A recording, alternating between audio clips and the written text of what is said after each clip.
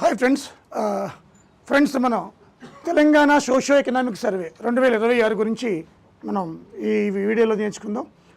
So ఇది దీని నుంచి మనకి చూస్తే సుమారు ఆల్ టుగెదర్ ఇది ఎకానమీలో టచ్ అవుతుంది, జోగ్రఫీలో టచ్ అవుతుంది, అదేవిధంగా మన లోకల్లో కూడా కరెంట్ అఫైర్స్లో టచ్ అవుతుంది.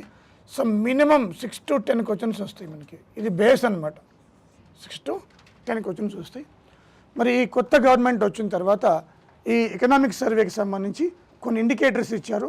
ముఖ్యంగా పాత ఎకనామిక్ సర్వే ఇండికేటర్స్ ఒకలా ఉన్నాయి, కొత్త ఎకనామిక్ సర్వే ఇండికేటర్స్ ఒకలా ఉన్నాయి. సో అవి ఏంటో మనం ఇక్కడ చూద్దాం. సో మనకి తెలంగాణకి సంబంధించి రేవంత్ రెడ్డి గారు రైజింగ్ తెలంగాణ అట. Rising Telangana till 2047. Rising Telangana till 2047, 2047కి. ఎందుకంటే వికసిత భారత్గా ఇండియా ఎప్పుడు పెట్టుకుంది? మనకి 2047 పెట్టుకుంది వికసిత భారత్. సో వికసిత భారత్లో సందర్భంగా మనకి 2047 వరకు మన ఇండియా టాప్ 3లో వన్ ఆఫ్ ది నేషన్ కావాలి. ఇప్పుడు 4th నేషన్ కదా. It is possible. టాప్ 3 కాదు, 1కి వెళ్ళిపోద్ది. ఇప్పుడు వరల్డ్లో మనకి లార్జెస్ట్ ఎకానమీలో నెంబర్ 1 ఏముంది? అమెరికా ఉంది. నెంబర్ 2 ఏముంది? చైనా ఉంది. నెంబర్ 3 ఏముంది? జర్మనీ ఉంది. నెక్స్ట్ మనమే. జపాన్ వెనక్కి వెళ్ళిపోయింది అనమాట. Next India. జపాన్ తర్వాత ప్లేస్లో ఉంది. Next Japan.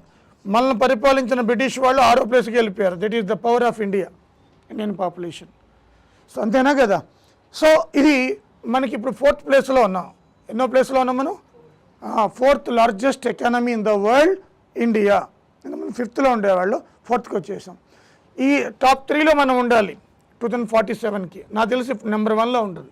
ఎందుకంటే డాలర్ అనేది ఇప్పుడు ఈ ఇరాన్ క్రైసిస్ సందర్భంగా Iran, China, Russia, Venezuela, Cuba, ఈ దేశాలన్నీ కూడా మనకి చైనా ఏదైతే ఉందో చైనా కరెన్సీ తెలుసా? చైనా కరెన్సీ ఏంటి? China currency name yuan. ఈ యువాన్లో మనకి వాళ్ళు they are going to trade ఈ క్రూడ్ ఆయిల్. యువాన్లో ట్రేడ్ చేస్తే క్రూడ్ ఆయిల్ ఏమవుతుంది తెలుసా? మొత్తం డాలర్ విలువ ఏమవుతుంది? Come down. అప్పుడు ఏమవుతుంది? యువాన్ వాల్యూ పెరుగుద్ది, ఇండియన్ కరెన్సీ వాల్యూ పెరుగుద్ది. ఇప్పుడు ఎగ్జాంపుల్ మీరు చూడండి. ఇరాన్లో మనకి మన ఇండియన్ 1 రూపీ ప్రజెంట్ మీరు ఇరాన్ వెళ్ళిపోతే 13,000. The value of 1 rupee of India in Iran how many rupees present? అర్థమైందో? 70% ఇన్ఫ్లేషన్ ఉంది. మీరు ఇక్కడి నుంచి 10,000 తీసుకెళ్తే 1,30,000 ఆడ. Are you understanding? అదే $1 తీసుకుంటే 90 రూపీస్ ఏడా. $1 తెచ్చుకుంటే అంటే 90 టైమ్స్. అక్కడ ₹1,00,000 సంపాదిస్తే అంటే $1,00,000 సంపాదిస్తే 90 lakhs ఇండియన్ కరెన్సీ. 1 monthలోనే ఒక ఇల్లు హౌస్ వస్తుంది, ఫ్లాట్ వస్తుంది. ఇప్పుడు రివర్స్ కాబోతుంది అనమాట. బికాజ్ ఆఫ్ వికసిత భారత్ 2047కి this is the most important scenario world చెప్పి మీకు చెప్తుంది. ఇప్పుడు రేవంత్ రెడ్డి గారు మనకి ఆయన ఏం చేసిండంటే 2047కి టార్గెట్ పెట్టుకున్నాడు. దీంట్లో భాగంగా టార్గెట్ ఏంటంటే 3 వెరీ ఇంపార్టెంట్. US $1 trillion. వామ్మో చూడండి, $1 trillion. ఇప్పుడు ఇంతే ఉంది మనకి ఆల్మోస్ట్ ఆల్. ఇండియా అంటే ఇప్పుడు ఇండియాకి ఎంత సంపద ఉందో ఒక్క తెలంగాణకి టిల్ 2047కి అంత సంపద రావాలా. నీకు అర్థమవుతుందా? Now what is the wealth of India present, economy of present India, that economy should generated by Telangana itself only till 2047. What a beautiful target. Target నెరవేరుతామా లేదా తర్వాత, కానీ నాకు 120 to 130 రావాలని టార్గెట్ పెట్టుకుంటే వస్తాయి తర్వాత నీకు జాబ్ అయితే వస్తుంది. లేదు సార్ నాకు 80 వస్తే చాలంటే 60 వస్తాయి అటు నుంచి అటే. అవునా కదా. సో కాబట్టి $3 trillion దీన్ని పెట్టుకున్నాం. దీనికి గాను వాళ్ళు ఏం చేశారంటే మనకి ఒక 3 సెగ్మెంట్స్ చేశారనమాట. మొత్తం తెలంగాణ వ్యవస్థని 3 సెగ్మెంట్ చేశారనమాట. ఎట్లా చూద్దాం. ఇది ఒకసారి రాసుకుంటారా? రాసుకోండి ఫ్రెండ్స్. తర్వాత చూద్దాం ఒకసారి. దీనికి సంబంధించి జోన్స్ అంటే మనకి రైజింగ్ 2047కి సంబంధించి తెలంగాణ గవర్నమెంట్ సెక్టోరల్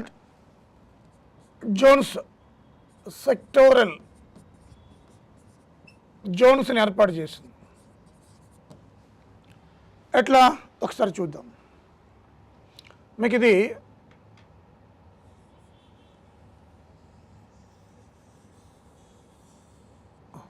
తెలంగాణ అనుకుంటే దీనికి సంబంధించి ఏవైతే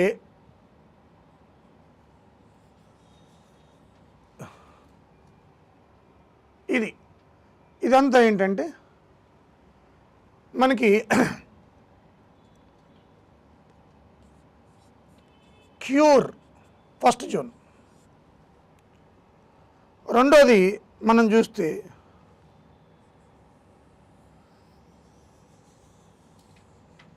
ప్యూర్. మూడోది రేర్. ఇది అంటే ఎవరు డిజైన్ చేశారో కానీ చాలా సూపర్ చేశారు, కానీ ఇది ఎగ్జిక్యూట్ అయితే అద్భుతంగా ఉంటుంది Telangana. It is possible. So here see it cure, pure, rare. What is the cure, what is pure, what is rare అని చెప్తాం. ఓకేనా? క్యూర్ అంటే core urban region economy.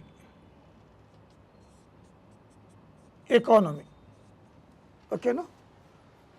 So core urban region economy అంటే ఏంటంటే ఇది అప్ టు ఇదంతా కూడా ఒక రీజన్. ఇదంతా కూడా ఏంటంటే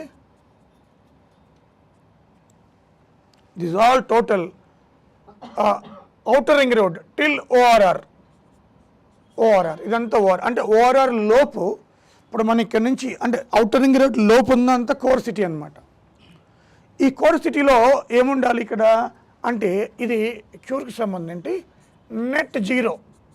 what is the net zero అంటే పొల్యూషన్ లేని ఇండస్ట్రీస్ మాత్రమే ఉండాలి. And service sector, Metropolis, service sector, Metropolis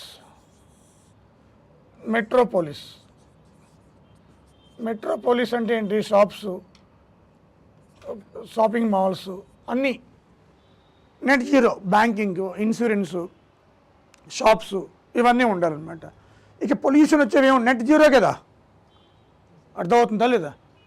అంటే within the city polluted industries ఏమీ ఉండకూడదు. జీడిమెట్ల, బాలనగర్లో ఉన్న ఇండస్ట్రీస్, అటు మియాపూర్, కుకట్పల్లిలో ఉన్న ఇండస్ట్రీస్, ఇవన్నీ with in the outer ring road ఏవైతే ఉన్నాయో అవన్నీ కూడా మనకి ఇండస్ట్రీస్ బయటకు తీసేస్తారు, తొలగిపోతారు అనమాట. బట్ ఇదంతా కోర్. మనం ఎక్కడున్నప్పుడు కోర్ సిటీలోనే ఉన్నాం మనం, అవునా కదా? అది. సో దీని ద్వారా మోర్ ఇన్కమ్ రాబట్టాలి. నో ద సర్వీస్ సెక్టర్ 68.7 అంటే ఆల్మోస్ట్ 69%, అంటే 69 రూపాయలు 100 రూపాయల్లో తెలంగాణకి సర్వీస్ సెక్టర్ వల్ల వస్తుంది. ఇప్పుడు అది కూడా మీకు చెప్తాను. ఓకేనా? సో మనకి ఈ కోర్ని నెట్ జీరో చేసి సర్వీస్ సెక్టర్ అద్భుతంగా తీర్చిదిద్దాలి. ఇకపోతే ఇది అంటే ప్యూర్ కదా. ఓకే, ప్యూర్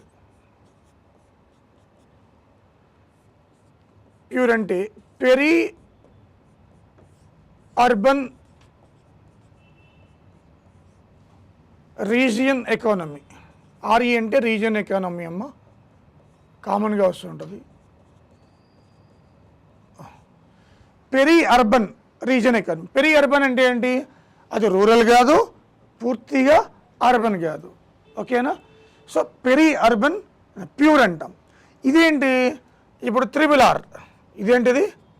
RRR జోన్ అంటే outer ring road to regional ring road. అది outer ring road to regional ring road. ఇప్పుడు ఎవరైనా ఇన్వెస్ట్మెంట్ చేయాలన్నా, నువ్వు ఒక జాగా కొనుక్కోవాలన్నా, ఒక ప్లాట్ కొనుక్కోవాలన్నా, ఒక ½ ఎకరా, పావు ఎకరా కొనుక్కోవాలన్నా, ఈ ఏరియాలో కొనుక్కుంటే నీకు ఫ్యూచర్ అంతా బంగారం.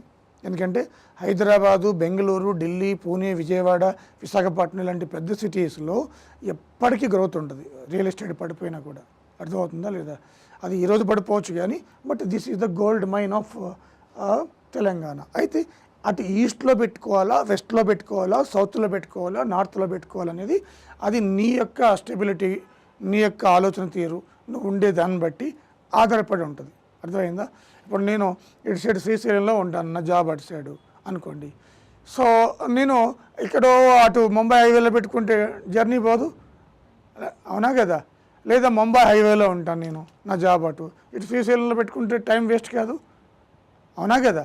సరే కొనుక్కుని అమ్ముకోవడం అది వేరే సంగతి, ఓకే.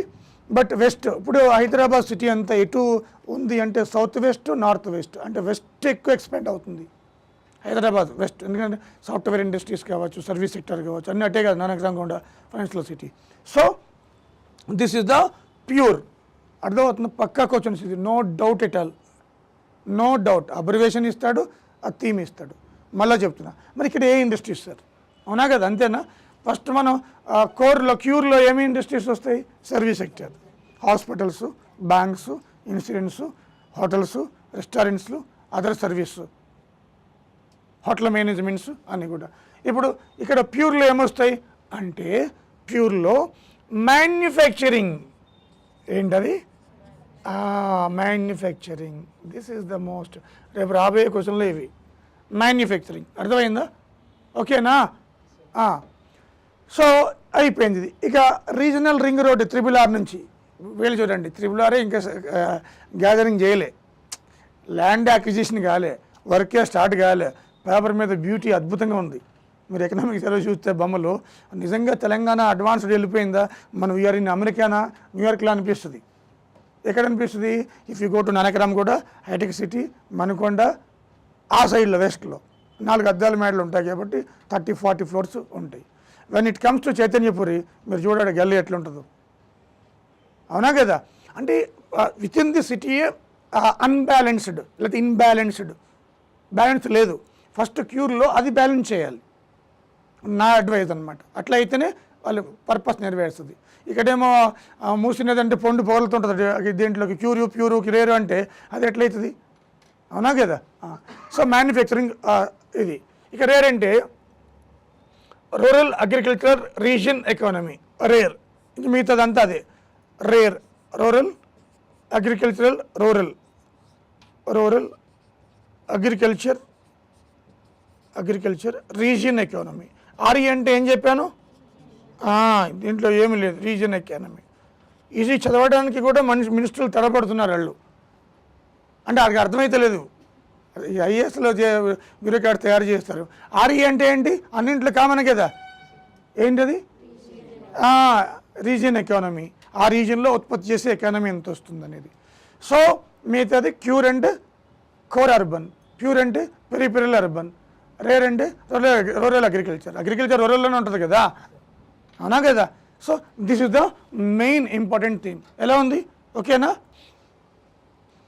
సో క్వశ్చన్ వచ్చినట్టే మీకు. Before slide, this slide must be given 1 question, నీకే తెలిసిపోతుంది. Okay, next moving.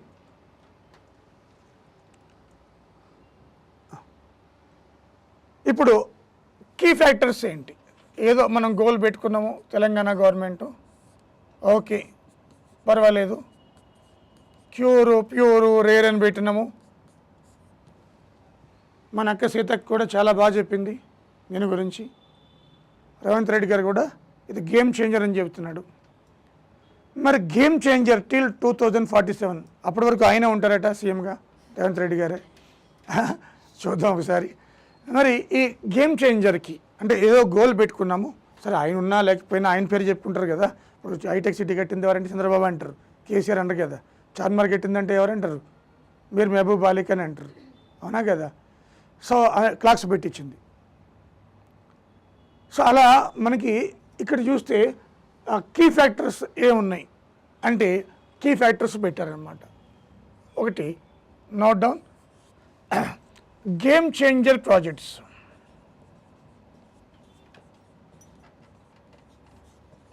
Game changer projects. ఏంటవి? ఇప్పుడు రేవంత్ రెడ్డి గారు అంటే గేమ్ చేంజర్ ప్రాజెక్ట్ని తీసుకొస్తారట. Game changer. ఏ గేమ్ చేంజర్ ప్రాజెక్ట్ తీసుకొస్తారు?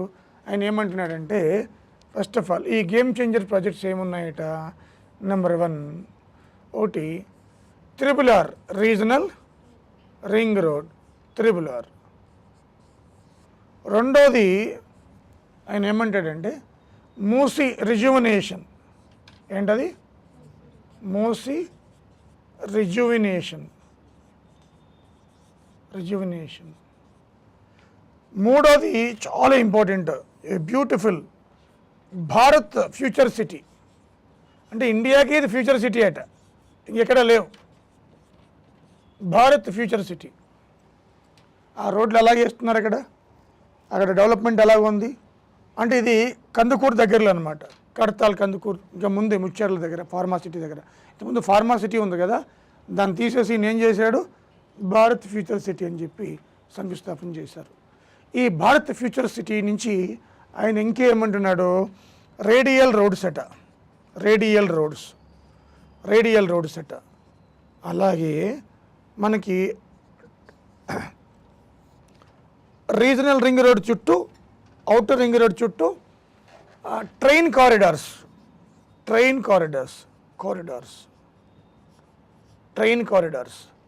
ఇంకా ఏమంటున్నాడు? ఆరోది ట్రైన్ కారిడార్సే కాకుండా బుల్లెట్ ట్రైన్స్ అట. బుల్లెట్ ట్రైన్స్ అంటే విత్ ఇన్ ది తెలంగాణనే బుల్లెట్ ట్రైన్స్. సో మియాపూర్ నుంచి మనకి ఇటు ననకరాండ్ర కూడా రావాలి బుల్లెట్ ట్రైన్. 2 నిమిషాలు, only 2 minutes, 2-3 minutes. Bullet trains, RRR, Musi రిజ్యువినేషను, Bharat future city, radial roads, train corridors. This is the game changer projects all together. ఒకసారి చూడండి, ఇవన్నీ అయితే ఎలా ఉంటుంది మన తెలంగాణ? అవునా కదా? Note down. ఓకేనా? ఇంకా ఇంకోటి కూడా రాసుకోవచ్చు. వాళ్ళు ఏమంటారంటే గ్రీన్ ఎనర్జీ, పొల్యూషన్ ఉండకూడదు, నెట్ జీరో కదా. మీరు చూడండి ఎంత బ్యూటిఫుల్ ఉంటుందో. ఈ నెట్ జీరో 2070కి ఇండియా ప్రామిస్ చేసింది. నెట్ జీరో అంటే అప్పటికి పొల్యూషన్ ఏముండదు. మీరు రోడ్డు అంటే పోతుంటే ఆటో వాడో లేకపోతే లారీ, పాత లారీలో గుప్పు మన వెనకాల పొగ వస్తుంటుంది, కమ్మట వాసన, చూసారా? అవునా? అవి ఉండవు. అవునా కదా? నెట్ జీరో 2070కి. సో ఫ్యూచర్ సిటీస్ అన్నీ కూడా నెట్ జీరో సిటీసే ఉంటాయి. తద్వారా మనకి సోలార్ కావచ్చు, ఈవీ వెహికల్స్ కావచ్చు, హైడ్రోజన్ కావచ్చు, పైపుడ్ నేచురల్ గ్యాస్ కావచ్చు, ఇవన్నీ కూడా. ఓకే, గేమ్ చేంజర్ ప్రాజెక్ట్స్ ఇవన్నీ కూడా. అర్థమైందా? నెక్స్ట్ రెండో key factor excellence in governance. మీరు గ్రూప్ 1 రాయొచ్చు, గ్రూప్ 2 రాయండి, గ్రూప్ 3, గ్రూప్ 4 రాయండి, AWE, AE, ఇవన్నింటికి కూడా కామన్ క్వశ్చన్స్ ఇవి. మీరు చూసుకోండి, కొత్త సబ్జెక్ట్ ఇదంతా వాళ్ళు ఇదే నడుస్తుంటుంది. ఇంకా ఎక్సలెన్స్ ఇన్ గవర్నెన్స్ రెండో కీ ఫ్యాక్టర్. అంటే మరి ఇంత డెవలప్ చేసి మీకు $3 trillion ఎకానమీ ఉత్పత్తి చేయాలంటే ఎవరు సేవ చేయాలి కదా. ఒక ఇండస్ట్రీలు వస్తారు, వాళ్ళకి ఏం చేయాలి? పర్మిషన్ ఇవ్వాలి. అంటే పాలీసెంట్రిక్ సర్వీస్ కావాలి. పాలీసెంట్రిక్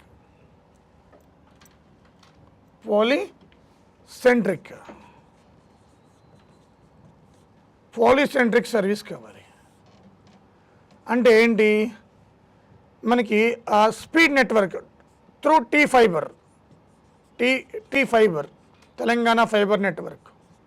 దీని ద్వారా ఫాస్ట్గా స్పీడీ నెట్వర్క్, స్పీడ్ ఇనిషియేటివ్స్ లోటు చేయకుండా ఎవరైతే ఇండస్ట్రీస్ వస్తారో speed initiatives. So T fiber network, speed network, polycentric, వాళ్ళకి పర్మిషన్ అంతా కూడా మనకి ఈజీగా ఇవ్వాలి. Okay, note down.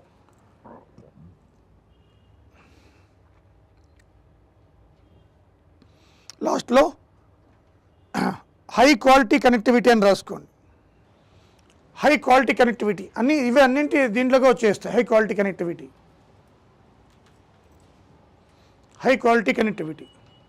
ఓకేనా?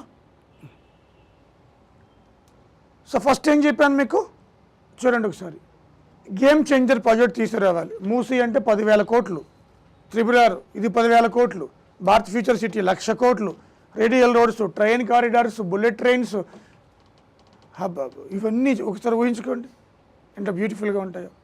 మీరు ఇప్పటికీ అవుటర్ రింగ్ రోడ్ తర్వాత ఆ కన్స్ట్రక్షన్స్ మీరు అది న్యూయార్క్ లాగా ఉంటాయి మీరు చూస్తే, అవునా కదా. మీరు ఎప్పుడైనా పోతే నరకరామ్ కూడా ఫైనాన్షియల్ సిటీ కూడా. నెక్స్ట్ ఏంటి, అవి అలా రావాలి, కన్స్ట్రక్ట్ చేయాలి అంటే ఆ ఎక్సలెన్స్ అంటే ఆ వాతావరణము క్రియేట్ చేయాలి మనం తెలంగాణ. అదే తెలంగాణకు పోతే ఆ గవర్నమెంట్ ఇన్ని ఫెసిలిటీస్ ఇస్తుందని ఎదుటి వ్యక్తికి అనిపించాలన్నమాట. ఇప్పుడు ఇక్కడికి రూపాయికి ఎందుకు వచ్చారు మీరు అంటే అది బాగా చెప్తారనే కదా వచ్చారు, అవునా కదా. So that atmosphere should create. Okay, అదేవిధంగా మనం చూస్తే మూడోది, సో మూడో పాయింట్ రాసుకోండి. ఈ మూడోకి సంబంధించి మనం చూస్తే knowledge hub, knowledge hub, knowledge hub. అది Telangana already knowledge hub for India. So Mahendra university ఉంది, ఇక్కడే సెంట్రల్ యూనివర్సిటీ ఉంది అండ్ వేరియస్ కాలేజెస్. అంటే మన బోత్ స్టేట్స్లో 600 ఇంజనీరింగ్ కాలేజీలు ఉంటే majority of engineering college Hyderabad చుట్టూనే ఉన్నాయి. సో దీంతోపాటు ఇక్కడ R&D రీసెర్చ్ అండ్ డెవలప్మెంట్ని పెంచాలి. తర్వాత గ్లోబల్ యూనివర్సిటీస్ని తీసుకురావాలి. గ్లోబల్ యూనివర్సిటీస్ని మనం తీసుకురావాలి. ఈ గ్లోబల్ యూనివర్సిటీస్ని తీసుకురావడం వల్ల ఏమవుతుంది అంటే మనకి అక్కడ టెక్నాలజీ ట్రాన్స్ఫర్ అవుతుంది. అంటే ఫారిన్ టెక్నాలజీ ఏమవుతుంది మనకి ట్రాన్స్ఫర్ అవుతుంది. Research and development should increase, global university should bring in to Hyderabad. అదే అవుతుంది. ఇప్పుడు ఇదే కాకుండా knowledge centres, Amazon knowledge centre కావచ్చు, హబ్స్ కావచ్చు, అవన్నీ కూడా ఇక్కడికే వస్తున్నాయి మనకి, అవునా కదా. సో అది మనకి నాలెడ్జ్ హబ్. ఇది next one of the indicator. Next one అదేవిధంగా నెక్స్ట్ చూస్తే ఇన్క్లూజివ్ అండ్ సస్టైనబుల్ వెల్ఫేర్.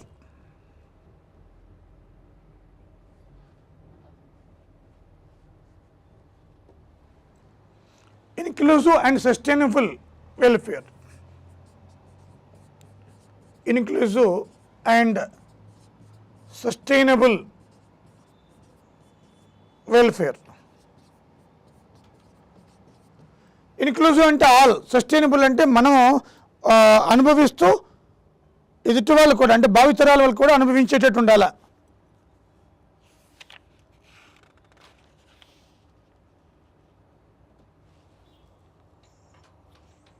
ఓకేనా. ఎగ్జాంపుల్ ఏంటి, ఇన్క్లూజివ్ సస్టైనబుల్ వెల్ఫేర్ అంటే ఇప్పుడు ఉమెన్ ఫార్మర్స్ ఉన్నారు, వాళ్ళని చూసుకోవాలి, ఉమెన్ ఫార్మర్స్. అలా చైల్డ్ ఉన్నారు, వాళ్ళని చూసుకోవాలి, హెల్త్ కేర్ చూసుకోవాలి.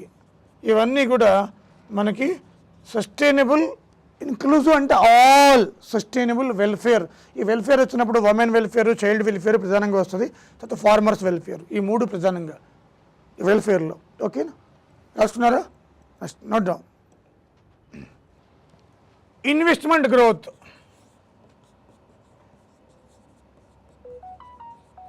ఇన్వెస్ట్మెంట్ గ్రోత్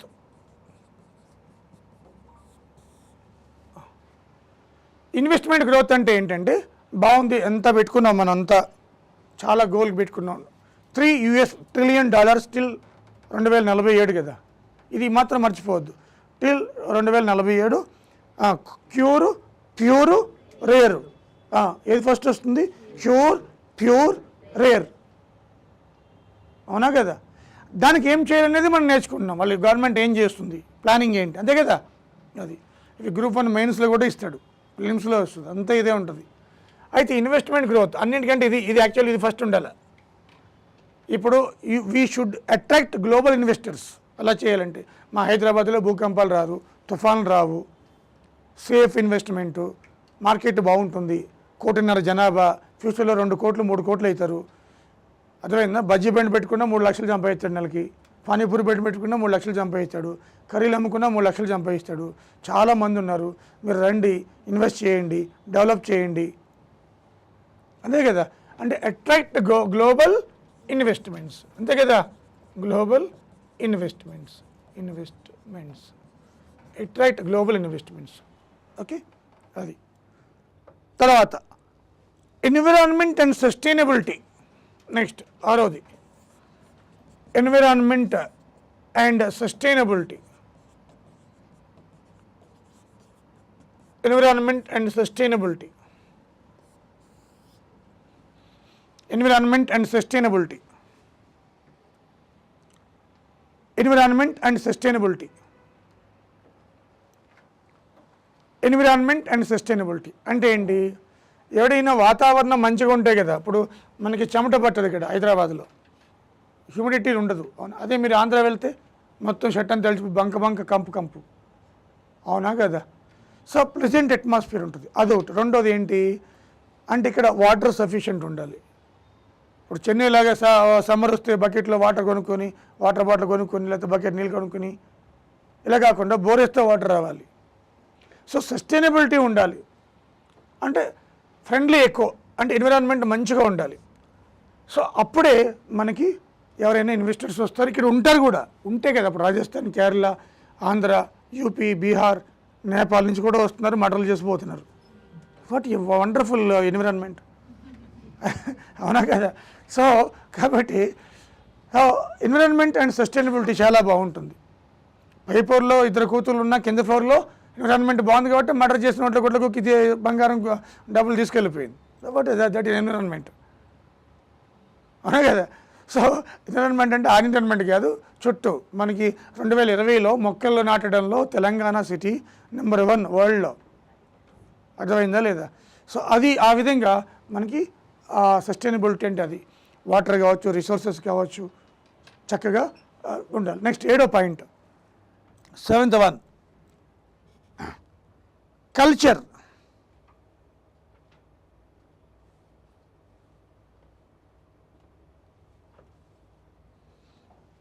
కల్చర్, ఈ కల్చర్ అంటే తెలంగాణ యొక్క హెరిటేజ్ కావచ్చు. అంటే హెరిటేజ్ అంటే ఇక్కడ ఉన్న వారసత్వ సంపద, చార్మినార్ కావచ్చు, జామా మసీద్ కావచ్చు, చౌమల్లా ప్యాలెస్ కావచ్చు, ఓకేనా? సో ఇవన్నీ కూడా వండర్ఫుల్. అలాగే మన పిండి వంటలు కావచ్చు, మన యొక్క కల్చర్, బతుకమ్మ, బోనాలు కావచ్చు, ఇవన్నీ కూడా ఇక్కడ అంటే ఆ డిఫరెంట్ కల్చర్ని హైలైట్ చేసి తద్వారా తెలంగాణకి ఈ కల్చర్ ఉందని చెప్పి అటు ఆస్ట్రేలియాలో, ఇటు యూకేలో, అటు అమెరికాలో కూడా బతుకమ్మ సైటాలు పెట్టి మొత్తం ఆస్ట్రేలియాను, ఆ డల్లాస్ని మొత్తం తెలంగాణ, మినీ తెలంగాణ చేసేసారు మన వాళ్ళు. That is the culture. అప్పుడేమవుతుంది, వాళ్ళు ఇంత బాగుంటుందని చెప్పి వాళ్ళు ఇక్కడికి వస్తారు. కల్చర్ అనమాట, హెరిటేజ్. అలాగే మనకి వరంగల్ కానీ, ఫోర్ట్ కానీ, ఓకే, ఇవన్నీ కూడా జోగులాంబ గద్వాలు, మనకి ఏవైతే తెలంగాణలో ఉన్నాయో మనకి అవి హైలైట్ చేసుకుని మన కల్చర్ని కూడా కాపాడుకునే ప్రయత్నంలో భాగంగా పిల్గ్రిమ్స్ వస్తారు, ఇన్వెస్టర్స్ వస్తారు. ఇప్పుడు ఎవరైనా వచ్చినప్పుడు ఇన్వెస్టర్స్ చూసి ఎవరు ఇది బాగుంది కదా, ఇక్కడ జాగా కొనుక్కుంటే బాగుండేది, లేదా ఇక్కడికి ఇన్వెస్ట్ చేద్దామే, ఇక్కడ హెరిటేజ్ పెడదామే అనే ఆలోచనలు వస్తాయి కదా, అవునా కదా? అది. సో ఇది మనకి next point, okay.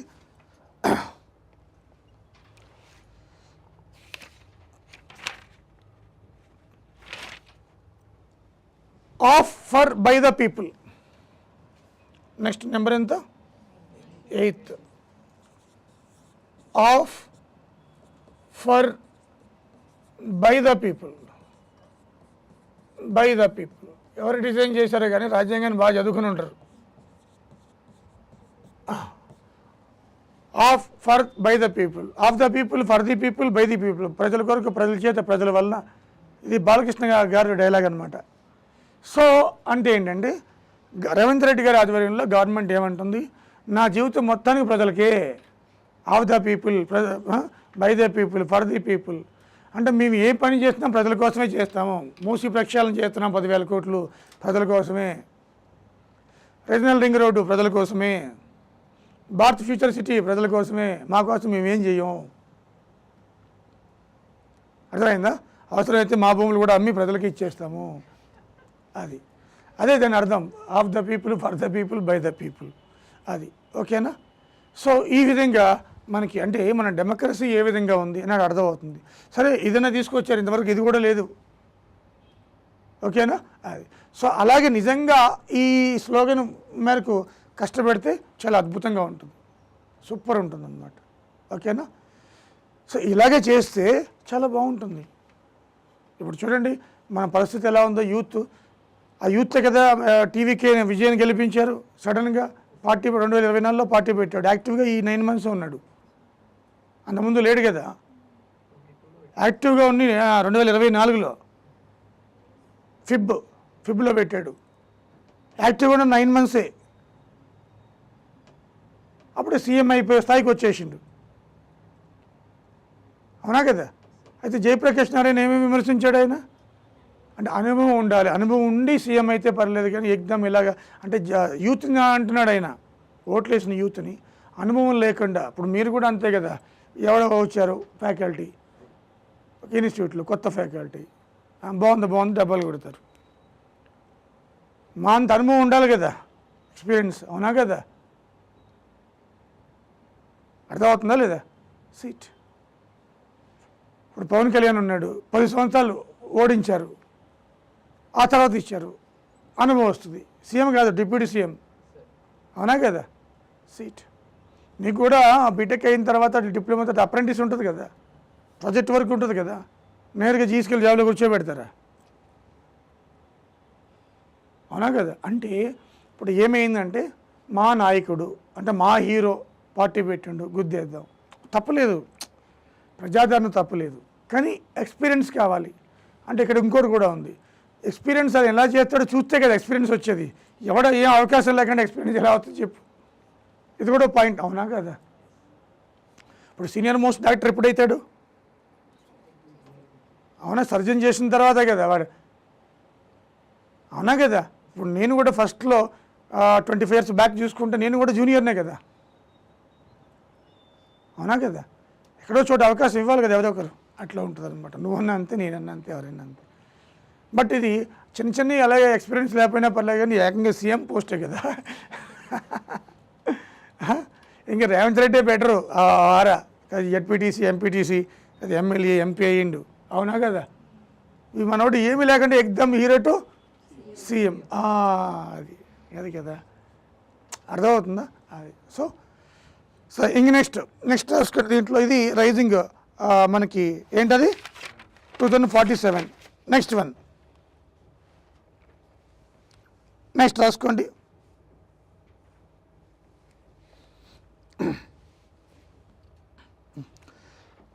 $3 trillion economy అని పెట్టండి. Sub-heading 3 trillion economy.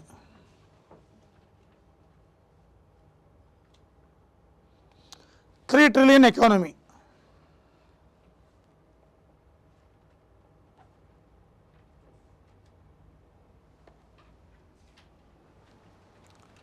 Most important. ఇప్పుడు 2047కి 3 trillion ఎకానమీ కదా. ఈ 3 trillion ఎకానమీలో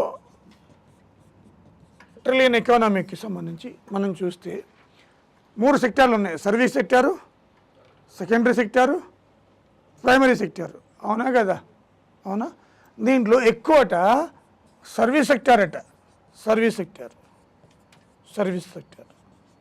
$1.95 trillion. అబ్బా, అంతే. ఫ్యూచర్లో హోటల్స్, రెస్టారెంట్స్, లాడ్జీలు, అవునా కదా, హాస్పిటల్స్ కూడా ఉంటాయి, సర్వీస్ సెక్టరే. ఇక్కడ తినాలా, అక్కడ హాస్పిటల్ పోవాలా. హోటల్ కూడా సర్వీస్ సెక్టర్. విచిత్రం, 2 సర్వీసే. అంటే ట్రాన్స్ఫర్ అనమాట. ట్రీట్మెంట్ తీసుకుని వస్తాడు, మళ్ళీ హోటల్ పోతాడు, మళ్ళీ హోటల్కి వెళ్ళి ట్రీట్మెంట్కి వెళ్తాడు. సర్వీస్ సెక్టర్ అనమాట. ఓకేనా. Banking, insurance. సీట్ బ్యాంక్ అకౌంట్ తీయాలంటే మీ ఇంటికి వచ్చి తీసేస్తారు, నువ్వు బ్యాంక్కి వెళ్ళవసరం లేదు. సో సర్వీస్ సెక్టర్ ఎంతట 1. అంటే మేజర్ షేర్ ఈ 3 trillion ఎకానమీలో ఎవరిది ఉంది, సర్వీస్ సెక్టార్ ఉందన్నమాట. ఐటీ కావచ్చు, ఫైనాన్షియల్ సర్వీసెస్ కావచ్చు, నాలెడ్జ్ ఇనిషియేటివ్స్ కావచ్చు. తర్వాత ఇండస్ట్రీ సెక్టార్ రెండోది.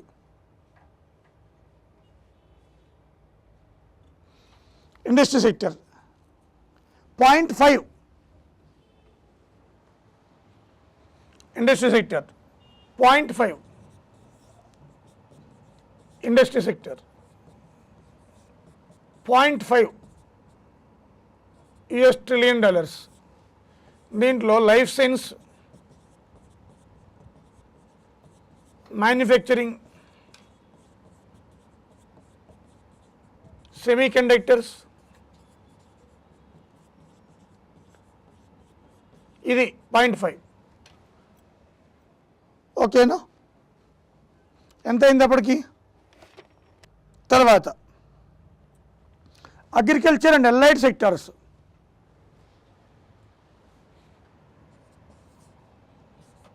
Agriculture and allied sectors 0.33 trillions, 0.33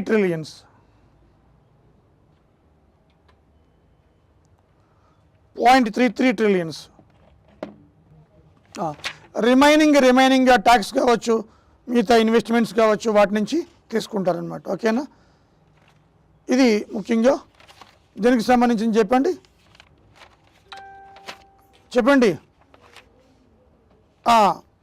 so ఇదంతా కూడా రైజింగ్ తెలంగాణ 2047 అది. ఓకేనా, అర్థమైందా? ఇది ఒక టాపిక్, కంపల్సరీ క్వశ్చన్స్ వస్తాయి. ఓకే.